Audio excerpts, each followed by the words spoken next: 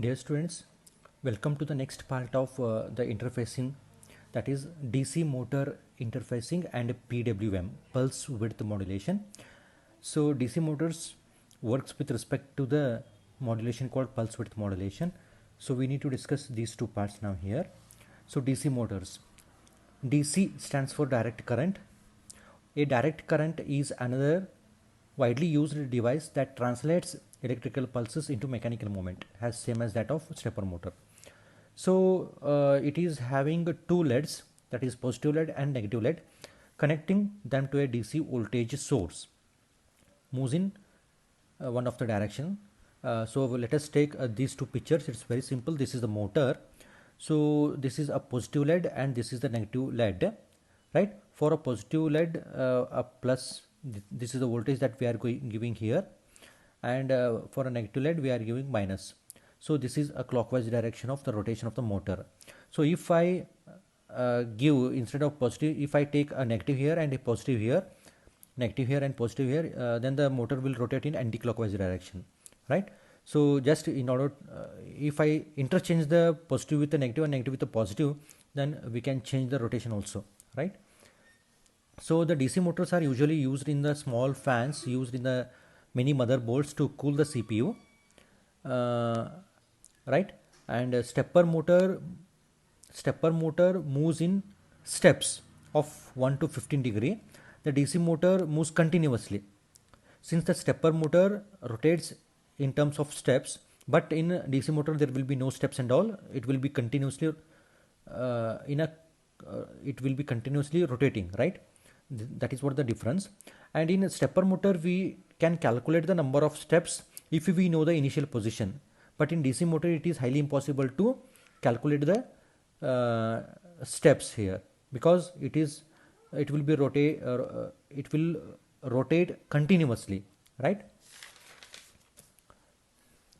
The maximum speed of the DC motor is indicated in terms of RPM, that is revolutions per minute, right? So the DC motors also have the voltage and current ratings. The nominal voltage of DC motor is 1 to 150 volt and current is 25 milliampere. So this is the normal ratings, right? We need 150 volt, 1 to 150 volt and 25 milliampere of current in order to rotate the DC motors. So normally by default we are using H bridge motor configuration. So this is the picture of H bridge motor configuration. Here we have a ground and here this is a positive and this is a motor.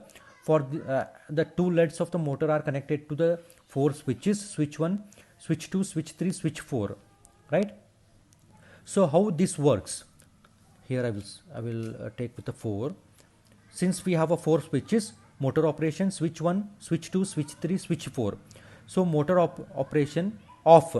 So when these 4 switches are off, then the motor will not rotate, right?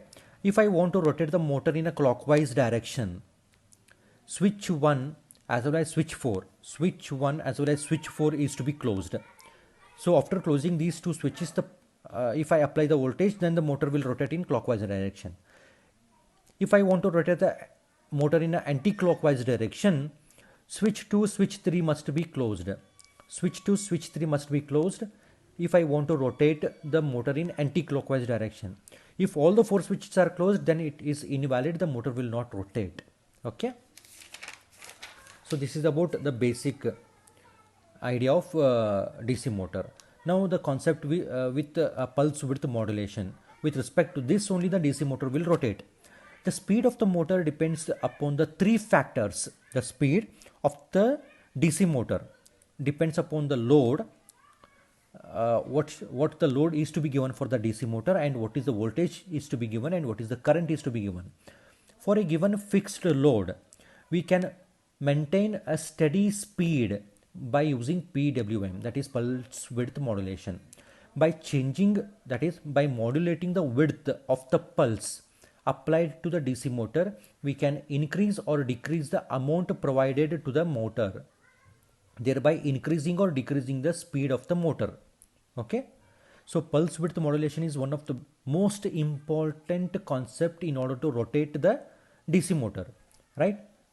Next, notice that although the voltage has a fixed amplitude, voltage will be in a fixed amplitude, it has a variable duty cycle, right? Hope you know the concept of duty cycle. If not, then go with our previous videos. You will come to know what is the meaning of duty cycle, right? So that means the wider the pulse, the higher the speed, right? Wider the pulse, the higher the speed. DC motor works with respect to pulse width modulation almost. See, wider the pulse, higher the speed in sense. So this is a positive pulse and this is the negative pulse. Here this is the case of 50% duty cycle, because the positive pulse is equal to the negative pulse, right? If I make the wider pulses like this, wider pulses like this, and wider pulses like up to here, then the speed of the motor will increase. Okay, so on the basis of pulse width modulation, the DC motor will rotate. So in the next lab we will see the programming part of DC motor, that is in case of ALP and in case of C programming. Thank you.